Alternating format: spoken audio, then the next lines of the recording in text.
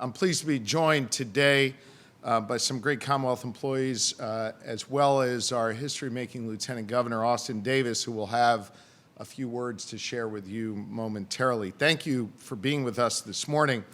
I want to thank all of the Office of Administration staff who put in the hard work necessary to make today's announcement possible. And Secretary Neil Weaver is joining me today for this important announcement. Thank you to our Commonwealth employees like Beth and Doris, who serve the good people of Pennsylvania day in and day out and just want a fair shot at opportunity. I'm honored to lead this team forward, and I hope that with today's announcement, we can make clear that the doors of opportunity here in Pennsylvania will be open for those who want to push them through. Throughout this campaign and in my inaugural address yesterday, I spoke about creating opportunity for all Pennsylvanians. I talked about building a Commonwealth where every Pennsylvanian can have the freedom to chart their own course and the opportunity to succeed here in our Commonwealth. In Pennsylvania, the people should decide what path is best for them, not have it decided by some arbitrary requirement or any arbitrary limitation. Listen, there are many different pathways to success, whether it's through on-the-job training, an apprenticeship, vocational education, or college. My view is if you're qualified for the job, then you should get the job here in Pennsylvania. Degree requirements that reward folks who pursue one of these paths while shutting out those who pursue others hurts us all. But when we open up the doors of opportunity to everyone, it strengthens our families, it strengthens our workforce, and it strengthens our economy. My administration is going to be focused on creating opportunity every single day, and that is why we are here today on our first full day in office. Today, on the first full day of my administration, I'm proud to sign an executive order announcing that effective immediately, 92% of all Commonwealth jobs, approximately 65,000 jobs here in the Commonwealth of Pennsylvania, are open to Pennsylvanians regardless of whether they hold a college degree. 92% of Commonwealth jobs, roughly 65,000 jobs, are open to Pennsylvanians right now after I sign that order, whether they hold a college degree or not. I'm also instructing Secretary Weaver in the Office of Administration to emphasize skills and experience in all Commonwealth job postings, and I'm ordering a review of the remaining 8% of Commonwealth jobs that still require a four-year degree, many of which are statutorily required. In conjunction with this executive order, my administration is also launching a new initiative to encourage Pennsylvanians of all educational backgrounds to apply for work right here in this Commonwealth. Today, our administration launched a new website, employment.pa.gov, that allows Pennsylvanians to see nearly 550 positions that are currently open and now do not require a college degree. I encourage every Pennsylvanian who wants to get off the sidelines and get in the game to check it out. We want you on our team. This announcement today is just the first step my administration is taking to make clear that the doors of opportunity are open here in Pennsylvania. We're sending a clear message to our workers, whether you went to college or gained experience through work, through job training, or an apprenticeship. We value what you bring to the table, and we want you here. To our businesses, we can innovate and find new ways to recruit and train a talented workforce. I hope you will join us in this mission. We will have more announcements to make in the coming days, but the people of Pennsylvania should know I will continue to be focused on you. As I said yesterday, you will always be my North Star. We'll be focused on creating real opportunity, making real progress, and advancing the cause of real freedom. I'm proud that that work begins today. We're charting a new course, one that will include everyone in this economic growth that we will see here in Pennsylvania. And I encourage everyone who is interested in serving the good people of our Commonwealth to go on that website right away and apply and look out for opportunities to serve. And with that, I'd like to welcome Lieutenant Governor Austin Davis for some remarks. Thank you, Governor, and thank you for taking this bold step to create ladders of opportunity, particularly for folks who are looking for an opportunity to work in state government. In Pennsylvania, our Commonwealth is one of the largest employers. I come from a lower middle class background, and I know directly what this will do for working class folks, to give them a chance to serve their community, but to join the middle class and to live the American dream. My office recently today announced the new appointment of a Board of Pardons Secretary in Shelley Watson. I'm thrilled that Shelley has been an employee for 25 years and somebody who has had the skills and experience, but not necessarily the college degree, for a big position in our administration, and I'm thrilled to give her that opportunity to lead here in Pennsylvania. You know, Pennsylvania government should be a place where every single person has the opportunity to serve and to succeed. This is a significant step in tearing down barriers for employment here in Pennsylvania. And to the governor, thank you, and we look forward to the diversification of our workforce that's going to come from this. It's my pleasure to introduce Acting Deputy Secretary of Administration, Beth Christian. Good morning. Good morning. As a longtime Commonwealth employee who does not have a four-year degree, Governor Shapiro and Lieutenant Governor Austin's signing of this executive order means so much to me, both personally and professionally. I had tears in my eyes when I heard then Governor-elect Shapiro's campaign promise to remove this requirement. My parents even called me so excited about that requirement, knowing that it had been a challenge in my life. I was raised on an active farm by parents who modeled the importance of working hard and doing work that matters. I did not have a great experience in high school, and I decided in my late teens, college just wasn't right for me. I loved the independence of working and doing work that matters and had an impact. But I didn't realize how that stigma would follow me through my career.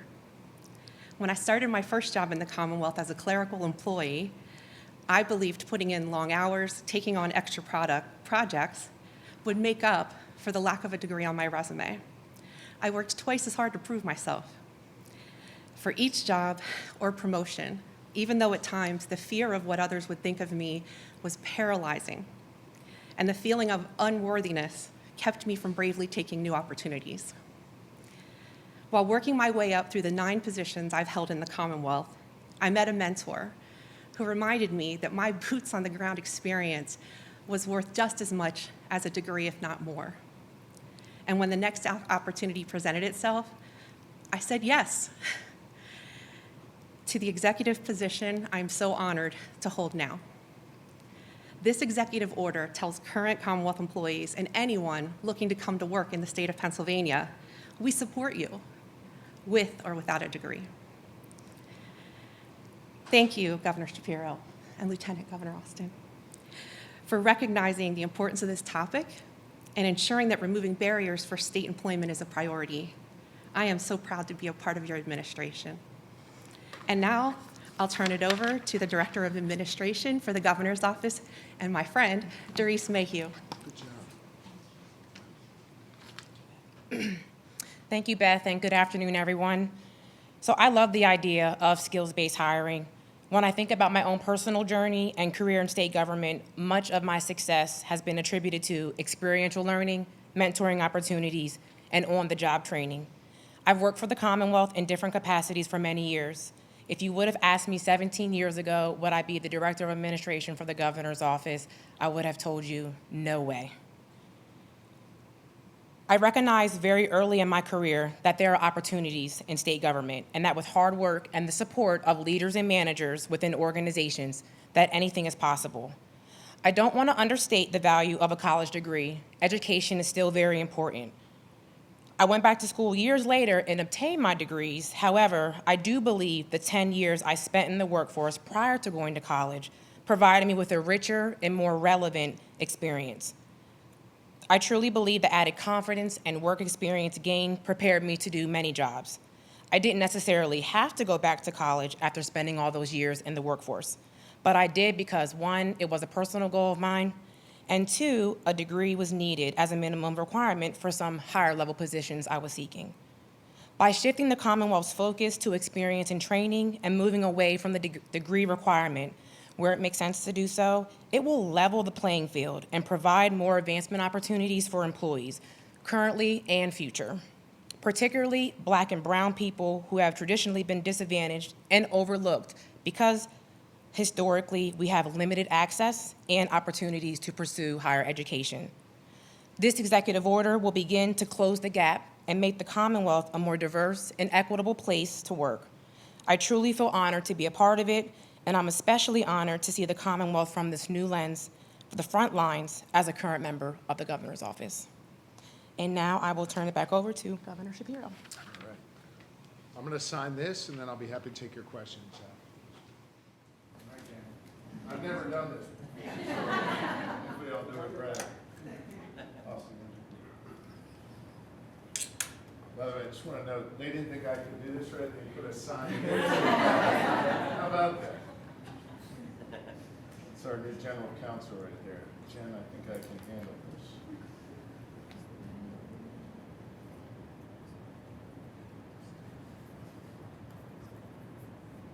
Yeah.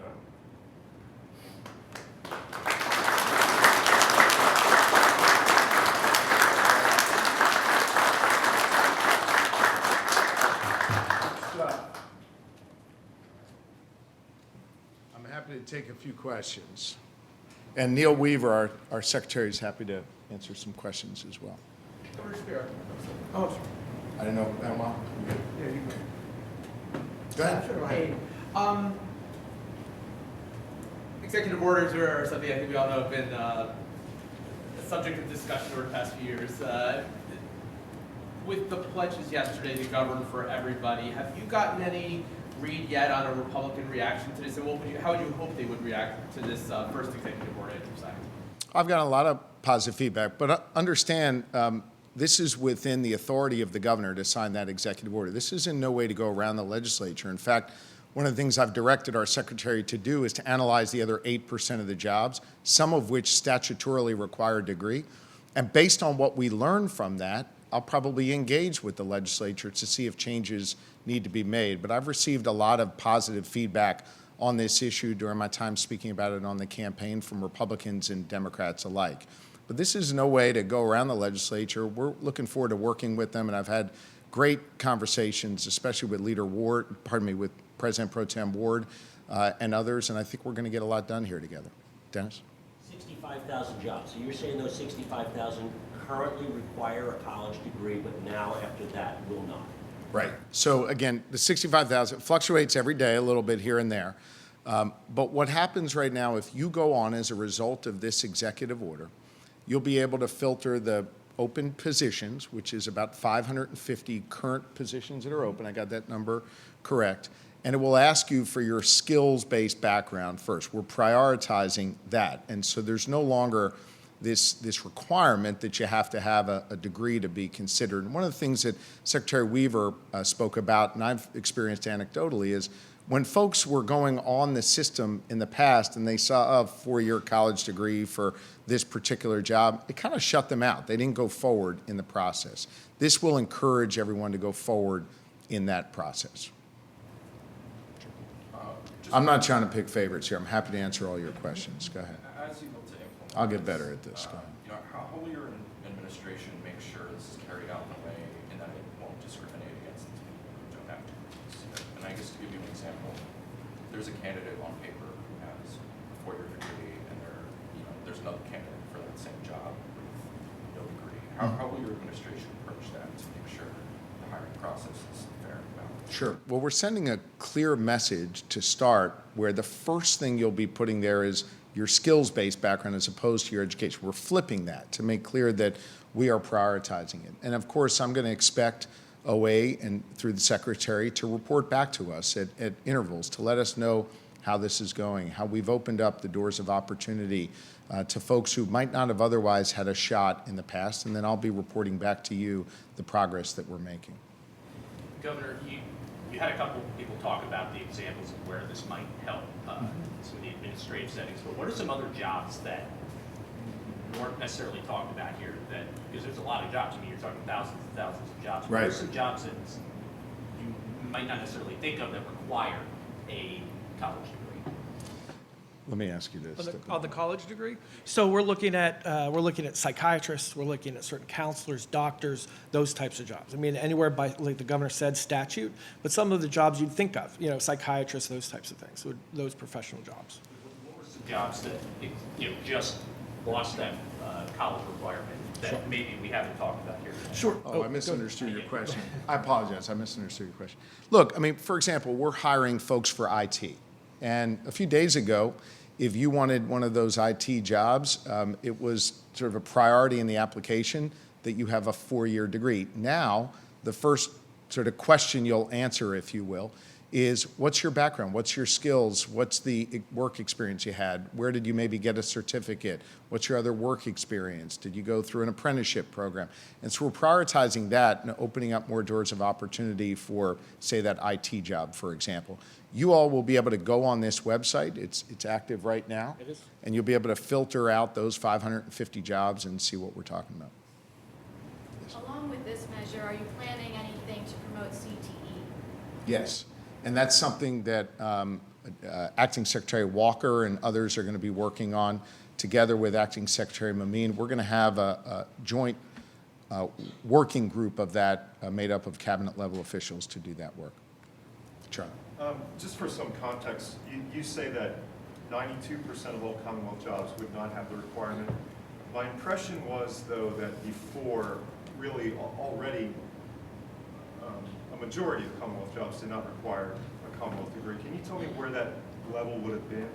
If it's 92% now, before this executive order, how many jobs did not require a college degree? It's hard for me to have the sort of historical frame here. That's probably a question more for the prior administration. But I do want to say, the Wolf administration was very helpful to us during the transition in this process. I know that they had heard me talk about this a lot on the campaign, and some of the work began during that process, and then we worked in earnest with Secretary Weaver, with Deputy Chief of Staff Joe Lee, and others to help make sure we were in a position to be able to announce this today on day one. Mark? Good morning. On a different topic? I'm happy to answer different topics, but can we just see if there's anything else on this? I mean, I'm not sure I'm happy to answer different topics, but I will answer different topics, Mark. Yeah. Yeah, one more on this. Is it your belief that this will have more benefit to people trying to get into state government employment or people trying to move up, better their station within state government? I think both. I mean, I think you just heard the Lieutenant Governor speak about one of the most important hires that he'll make, the Secretary of the Board of Pardons.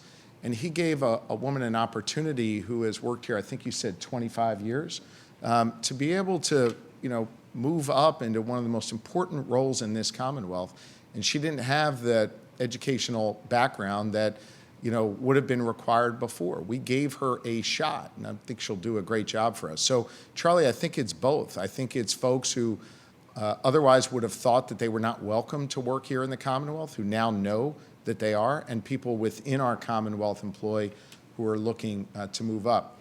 One of the biggest challenges I think we face, not just in government, but in business across the board, is we have a workforce shortage in this country, in this Commonwealth and in this country. It's not unique to Pennsylvania. We don't have enough teachers, cops, firefighters. We don't have enough people who want to do the hard work in state government or be a home health care aide. And we've got to begin changing the way we think about filling those jobs. We got to begin to make sure people recognize that they're qualified for those jobs and that we want them to do that work. I was at an NGA meeting not too long ago where I was asked, what do you think is going to be the most critical challenge that you face? And I said, of course, I hate those questions where you have to choose one thing, but the one thing I chose was workforce issues. And actually a number of the incumbent governors, I was a governor-elect at the time, made the point of saying that that's the biggest challenge that they face in their state governments as well. So I think this is a way that we can begin to address that challenge, and hopefully the private sector will make some changes as well to do that. Any other questions before I come back to Mark for the last question. Mark? Governor, as you know, upstairs we essentially have a non-functioning House of Representatives. Has that created any problems for you? Should people in the state be concerned about that? And is there anything you've done or plan to do to sort that out? Look, the House will sort itself out. I've got a very strong relationship with Leader Cutler, Leader McClinton, Speaker Rozzi. They'll work through their issues, and I know they'll be prepared to receive my budget address on time and legislate on these important issues that we've been talking about, whether it's investing in our public schools or public safety, growing our economy. These are issues that I know Democrats and Republicans alike want to get to work on. I've heard from rank and file members and leaders in the House and the Senate as well, who have said, you know, I heard you speak about that issue on the campaign, or I heard you speak about that issue during the transition. I've got a bill to do that. Would you be willing to work with me? And the answer is yes. So I expect the House and the Senate to legislate effectively. We're going to work together. I'm anxious to get this building working again to create some positive change. Thank you all very much, and we'll Take another off-topic question? sure. Last one. I'm wondering why, unlike previous governors, your administration is not making public the people who funded the transition and the inaugural celebration last night. I'm wondering what the thinking is behind that, and if you're open to changing course on that. Well, first things first, and I think it needs to be said, no taxpayer dollars were used to fund the inaugural celebrations yesterday. That's very important. And second, we're going to follow all of the laws required with reporting and disclosure, and that's the approach that we're going to take. Thank you all very much. Appreciate you. Thank you.